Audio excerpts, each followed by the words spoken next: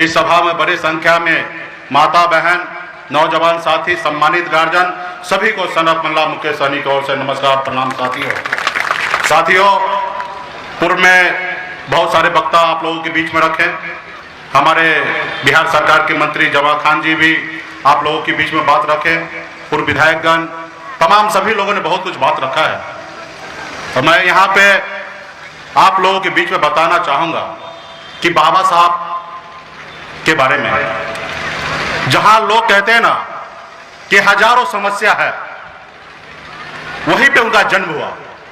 हर लोग परेशान होते अपनी जिंदगी में, कहते हैं कि मेरे घर में हजारों समस्या है, ये तकलीफ है, वो तकलीफ है। तकलीफ की गिनती गिनाते हैं तो सैकड़ों गिनती आ जाते हैं। ऐसे जगह बाबा साहब का जन्म हुआ, ऐसे परिवार में जन्म हुआ और मात्र 5 साल की उम्र में उनकी माता का उनके सर से साया चला गया।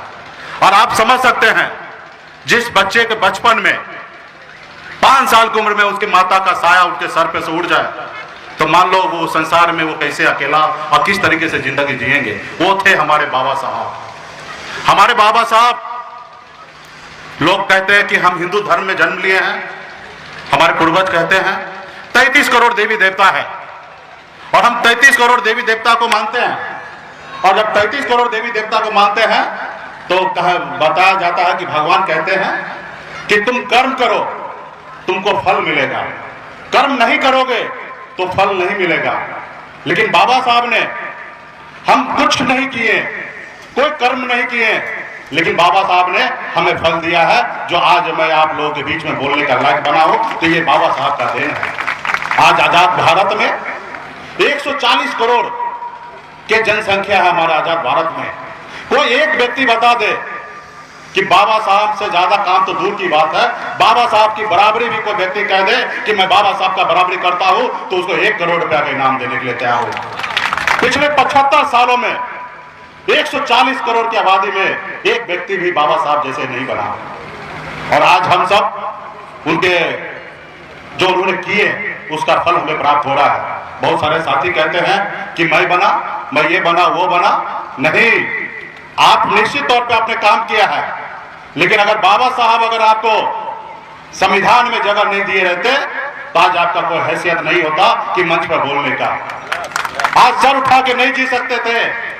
तो इसलिए ये जो भी देन है, ये बाबा साहब का देन है और हम सभी को बाबा साहब के रास्ते पे चलना है। अभी एक साथी ने कहा कि मैं नहीं मानता हूं कि संविधान खतरे में है।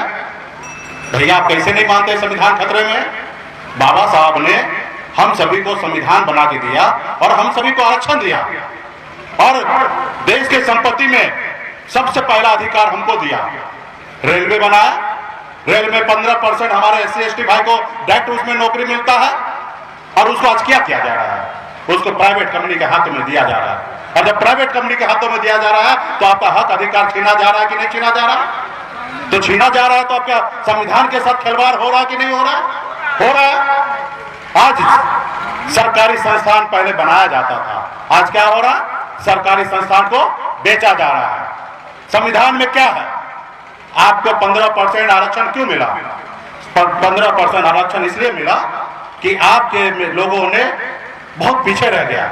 उसको आगे लाने के लिए आपको जगह दिया गया कि आपके भी बोलने का और आपके भी सुनने का अधिकार लोग सुने, इसलिए आपको 15% आरक्षण दिया गया। लेकिन आज क्या हुआ? आज आर्थिक आधार पर आरक्षण हुआ।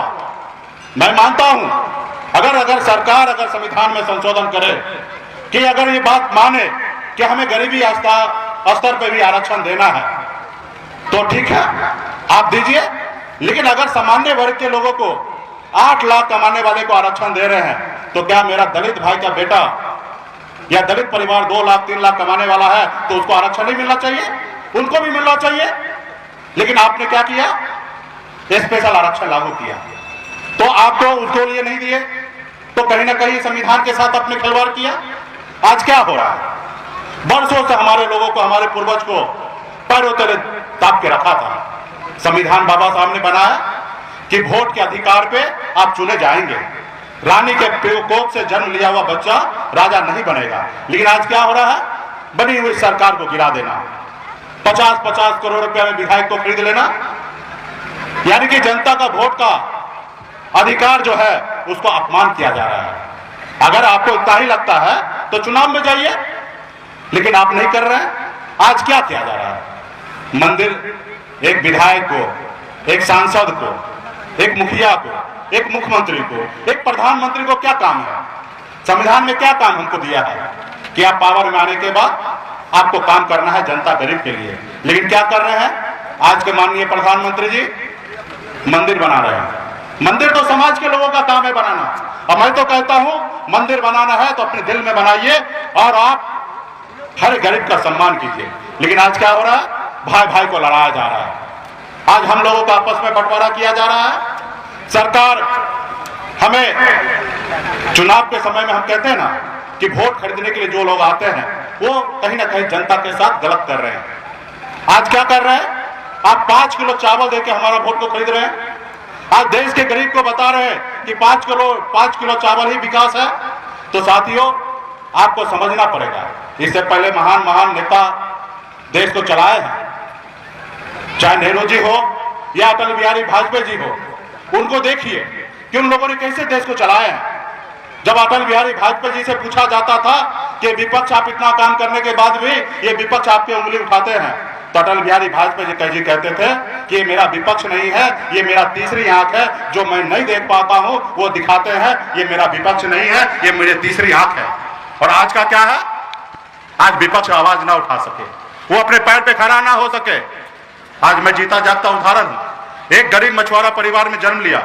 18 साल की उम्र में, जिस उम्र में घर परिवार के साथ मुझे रहना था, उस उम्र में घर परिवार को छोड़कर मुंबई जैसे शहर चला गया। मेहनत किया, मजदूरी किया, एक बेहतर जिंदगी जीने लगा। फिर मैं लौट के बिहार देखा तो मैंने देखा कि लोग चांद पे घर बनाने के लिए सोच रहे हैं, लेकिन इस धरती पे हमारे लोगों के लिए रहने के लिए घर नहीं है। और मैंने वहां की बेहतर जिंदगी को छोड़कर और अपने लोगों के लिए संघर्ष करने लगा। और संघर्ष करते करते लड़ाई लड़ा, बहुत बार गिरा, बहुत बार उठा। और फिर क्या हुआ? 4 महीने विधायक बनाया, सरकार में रहकर अपने लोगों के लिए काम कर रहा था। लेकिन उन लोगों को पसंद नहीं आया कि देखा कि इनके दादाजी, इनके पिताजी, इन लोग हमारा गुलाम बन के था और आज मालिक बन रहा है। आज ये अगर अपने समाज के लिए अच्छा काम कर देंगे तो आज तो छोटा मोटा नेता है, कल राज्य का नेता होंगे, परसों देश का नेता होंगे। आज 11 सीट पे बात मानता है, कल 51 मांगेंगे और एक समय आएगा अपने दम पर बिहार में सरकार बनाएंगे। फिर उन्होंने क्या किया? वो सरकार, जो सरकार हमने बनाया, उस सरकार से हमें बाहर कर दिया, हमारे विधायक को खरीद लिया और हमें हर तरह से परेशान करने का काम किया। लेकिन आज हम डटे हुए हैं, इसलिए डटे हुए हैं क्योंकि बाबा साहब ने हमें हौसला देके रखा है कि आप संगठित रह के अपने हक अधिकार के लिए संघर्ष कीजिए। आज मैं उसके लिए लड़ाई लड़ रहा हूं। आज देश एक है, संविधान एक है, लेकिन आज लोगों के साथ भेदभाव किया जा रहा है। तो इसलिए साथियों, आप सभी को गंभीरता से सोचना है।